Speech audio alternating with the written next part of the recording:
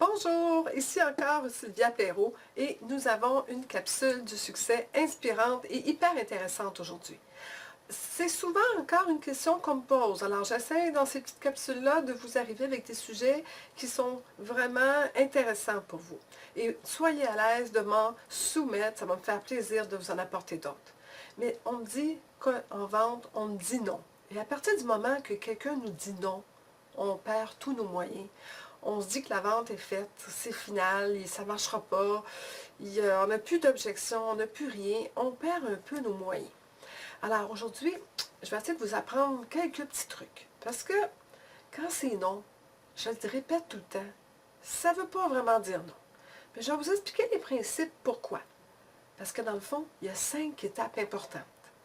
Et vous allez peut-être trouver ça étrange, mais testez-le sur les gens, vous m'en reparlerez. Alors, premièrement, il faut demander au moins 5 fois. Les gens me disent combien de fois? 1 fois, 2 fois, 3 fois. Au moins 5 fois, tant qu'il n'a pas dit oui. S'il dit oui au bout de 3 fois, lâchez de demander. Alors, on s'entend.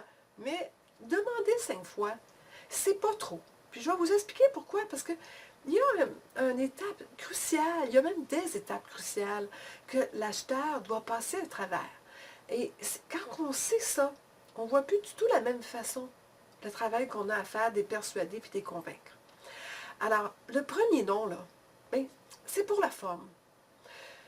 Entre vous et moi, quand vous allez acheter là, quelque chose, est-ce qu'en partant, si un vendeur arrive et vous le met sous le nez, vous allez dire oui? Non, il n'y a personne qui dit oui en partant, ou très rarement. Je ne vous dis pas que ça n'arrive pas, mais en général, les gens sont comme, est-ce que j'ai tout vu? Est-ce que j'ai fait mes devoirs? Est-ce que j'ai magasiné assez? Est-ce qu'il y a mieux plus tard? Est-ce qu'il y a mieux ailleurs? C'est normal que les gens aient cette étape-là. Et souvent aussi, ils arrivent un peu rébarbatifs. Vous savez, des fois, on a demandé un rendez-vous pour rencontrer la personne. Et là, on se retrouve devant la situation où, je te l'avais dit, je ne voulais pas acheter. Alors, c'est sûr que la première réaction de la première fois qu'on le demande, c'est non. Parce qu'il faut qu'il soit de parole avec ce qu'il avait dit. Il vous l'avait dit, il ne signerait pas tout de suite. Il regarderait seulement. Il va juste magasiner. Il veut voir. Alors, c'est normal que ce soit là le premier non. Soyez patient. La seule solution, c'est sourire. Restez empathique, ouvert, réceptif. Laissez une chance à la personne de venir à vous avec quelque chose de plus. Vous allez être surpris. Écoutez, attendez, important. Le deuxième non, c'est celui de la peur. Je vais toujours me souvenir quand j'ai acheté ma voiture, ma belle voiture, qui coûte bien cher. J'étais terrifiée. Même chose quand on achète une propriété, même chose quand on s'embarque pour un contrat d'assurance qui va durer 20 ans, 30 ans, 50 ans. N'importe quel achat qu'on fait pour une entreprise, qu'on fait au nom, malgré qu'il y a des gens qui ont des grandes expériences, à chaque fois, demandez à n'importe quel acheteur professionnel, il y a toujours dans notre tête le « OK, est-ce que je fais la bonne affaire? J'ai-tu pris la bonne décision? Encore là, j'ai-tu fait mes devoirs? Je ne me suis pas trompée, j'espère. » Cette personne-là, elle doit avoir cet effet-là. Pourquoi? C'est normal. Elle est un acheteur solide. À vrai dire, celui qui achèterait impulsivement, je m'en inquiéterais. C'est souvent ceux qui cancellent le lendemain. Mais celui qui dit non, parce qu'il a un peu peur, c'est bon signe. Rassurez-le. Il demande juste à être rassuré, d'être compris dans ses craintes. Ne riez pas de lui ou d'elle qui vous verbalise les craintes. Ou même si vous ne les entendez pas, vous ne les percevez pas, comprenez que c'est probablement seulement ça. Donc, mettez-le confortable, vulgarisez un peu plus, mettez-le dans une situation où son état à lui vient, un état de confort. À ce moment-là, il va se sentir rassuré, puis il va pouvoir procéder avec l'achat. Mais en général, pas vraiment. Parce que le troisième non, là, c'est celui de principe.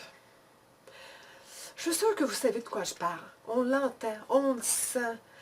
Et là, on voit vraiment que par principe, il vous avait dit non, puis il ne veut pas vous la donner facilement, puis il veut absolument peut-être négocier un petit peu plus, puis il a encore besoin d'avoir des réponses. Souvent, c'est là qu'il vous sort les plus grosses objections, les genres d'objections finales, pesantes, que là, vous dites, OK, bon, on va rentrer comme il faut dans mes deux souliers, on va se mettre solide, on va lui répondre une à l'autre, une, à chacun des objections.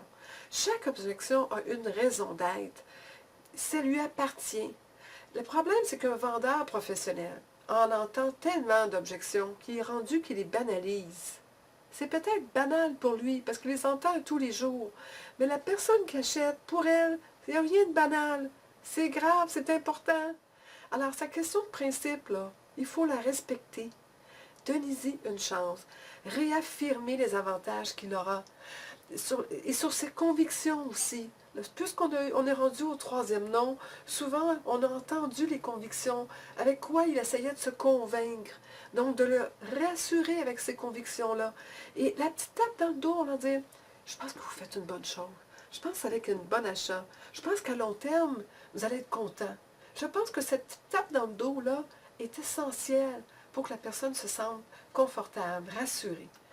Naturellement, le quatrième nom, parce que là, quand il est rendu qu'il vous tient tête jusque-là, là, c'est par orgueil. Il y en a qui se reconnaissent ici. Moi, oui. Parce que je sais que quelque part, des fois, là, je ne voulais pas y donner facile. Je ne voulais pas qu'il pense que j'étais une acheteuse facile. Je ne voulais pas perdre la face aussi d'avoir dit trop vite. Tu sais, d'avoir dit trop vite, oui. J'ai l'impression qu'il faut que je le fasse travailler fort pour mériter ma confiance. Et c'est comme ça qu'un acheteur pense. Il pense que s'il va trop vite, il ne sera pas respecté pour qui il est. Alors, il faut à ce moment-là reconfirmer avec lui les privilèges qu'il a et l'encourager dans sa bonne décision. Et comment il est chanceux à ce moment-là. C'est là qu'on parle de privilèges. Parce que chaque étape, il faut avoir une réponse différente, mais en même temps réaffirmée en même temps. Alors là, c'est un privilège d'avoir un deal tel quel, d'avoir une entente telle quelle, d'avoir un achat à ce point-là, d'avoir un contrat négocié comme ça. On en est rendu à ce point-là, après avoir répondu à toutes les objections, après avoir vu toutes les possibilités. La meilleure chose qu'on peut faire, c'est de flatter son orgueil. Laissez-y une chance. Combien de fois je me suis fait faire, moi, en vente? Je voyais le monsieur ou la madame, puis ben là, tu sais. Puis des fois, ils nous le disent, en plus, c'est drôle, ils disent, ben là, je peux pas te le dire, oui, facile de même, là. Ben oui, vous n'allez pas le regretter. C'est peut-être le temps de sortir l'humour aussi. Hein? C'est souvent le meilleur. Et d'ailleurs, c'est là que ça vient, l'humour. Le cinquième nom, c'est souvent pour vous taquiner. Et j'ai tellement vu souvent des vendeurs vraiment manquer leur vente là. Les gens, pour ne pas perdre la face, après avoir été par principe, avoir été par orgueil, de vous avoir dit non les deux fois, il faut qu'il se trouve une porte de sortie. C'est pour ça que c'est important de rentrer de l'humour. Il essaye lui-même probablement, ou elle-même probablement, de vous taquiner. Alors c'est souvent juste parce qu'il est heureux de vous avoir résisté un peu. Ce qu'on dit en bon québécois, il vous niaise. Puis, laissez-le faire. Ça aide à sauver son orgueil, ça aide à sauver la face. Ça met de l'humour, puis profitez-en, embarquez dans le jeu de l'humour. Puis moi, j'ai souvent dit à des clients, « Hey, vous ne me l'avez pas donné facile, mais j'ai l'impression que je l'ai mérité encore plus. » Et les gens étaient contents. « Oh oui, tu l'as mérité, tu as travaillé fort, Sylvia. » C'est correct. C'est ça la vente. C'est de persuader, mais sans blesser, sans effouracher, sans imposer, en étant respectueux des étapes que la personne vit à prendre une décision telle qu'elle. Alors, soyez confortable, mais quand c'est le temps, et que là, il est rendu au point de taquiner, ayez votre crayon des mains, ayez votre contrat en dessous de son nez, prêt à signer, et pointez-lui. C'est là qu'on signe. Voilà. Si vous mettez votre petite agraffe, votre petite signature là, mettez juste, pesez fort, là. Il y a 4 copies. N'importe quelle niaiserie qu'on peut dire, les vendeurs. Ça marche. On dit ça pour détendre l'atmosphère. Je sais, il y en a qui trouvent ça quétaine. Mais en même temps, on a des situations comme ça, il faut le faire. Question de mettre à l'aise la personne. Mais ça fait plaisir. Ça fait plaisir après ça de sentir qu'on a travaillé fort pour avoir notre vente. Alors, l'autre point, est-ce que vous abandonnez trop vite? Parce que quand je viens de vous expliquer ces principes-là, est-ce que ça ne vous fait pas réfléchir que peut-être des fois vous avez lâché le crayon trop vite? Que vous n'avez pas compris qu'il y avait un cheminement à faire avant d'acheter? Et peut-être pour le comprendre, peut-être vous-même, examiner quand vous achetez, quelles sont les étapes. Analysez les étapes qui vous ralentissent, qui vous retiennent. Regardez comment vous faites travailler fort le vendeur. Sinon, allez faire semblant d'aller acheter des meubles quelque part. Puis résistez et vous allez voir comment le jeu se fait. Alors, ça va avoir du plaisir à comprendre un peu plus le message que j'essaie de vous passer. Et plus vous allez continuer à poser des questions, à rendre la personne confortable, à répondre avec empathie, politesse, à connaître les réponses que vous pouvez donner, mais d'avance, par cœur. Ça s'appelle connaître les objections. Je vais en parler dans une autre capsule de ça. Mais tant que vous connaissez bien votre produit, la technicalité, les détails, et que vous êtes capable de répondre à toute objection possible, dites-vous, quand vous êtes encore assis devant le client, bien, il veut juste vous résister un petit peu, puis il veut vous faire travailler un peu plus fort. Bien, faites-le, le travail. Abandonnez pas. Lâchez pas le morceau. Tant que vous n'êtes pas dehors, à coups de pied, bien, pas à ce point-là, mais que vraiment, pas poliment, on ne vous a pas demandé de quitter, que non merci, ça ne sera pas pour cette fois-ci. Tant que vous n'avez pas un non, mais un non excessivement ferme, là, c'est vrai que c'est non.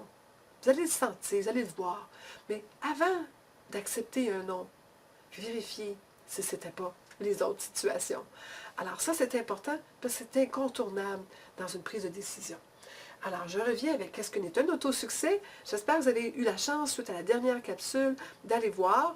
Un autosuccès, c'est trouver une façon de s'auto-motiver, s'auto-former, autodidacte, ça le dit, n'importe quoi, parce que je pense qu'un vendeur doit continuellement rester motivé, encadré, enseigné, coaché. Et s'il ne peut pas s'offrir tout de suite un coach, au moins qu'il aille chercher des ressources. Alors, le Club Autosuccès, c'est ça. C'est une panoplie de ressources à prix abordable pour vous permettre d'aller chercher des outils. Alors, une fois de temps en temps, régulièrement, vous retournez, vous écoutez des petites vidéos comme aujourd'hui, vous écoutez des opinions, vous adaptez ça à ce que vous faites, qui est probablement ce que vous faites déjà très bien, mais il y a toujours de la place pour l'amélioration. Alors, l'idée, c'est de, avec ce club-là, de devenir intégrante à un regroupement de personnes comme vous qui veulent s'améliorer, qui veulent toujours performer mieux et apprendre davantage et aiguiser un peu ces outils-là quand on dit qu'on peut couper un arbre avec une hache qui est mal taillée, ça se taille mal, ça se coupe pas, et puis c'est de travailler avec les mauvais outils. C'est le même principe en vente. Nourrissez-vous continuellement de nouvelles façons de faire, de nouvelles manières, adaptez-les à qui vous êtes. Et à ce moment-là, vous allez devenir des très bons vendeurs. Et c'est qu'est-ce que je vous souhaite, c'est ça ma passion.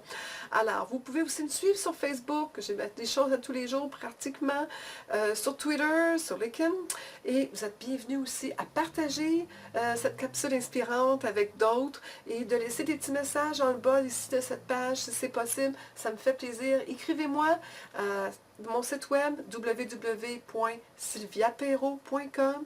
Sylvia, n'oubliez pas avec 2 R, E-A-U-L-T. Vous pouvez m'écrire à info@sylviaperrault.com et allez vous inscrire sur mon infolette dans mon site.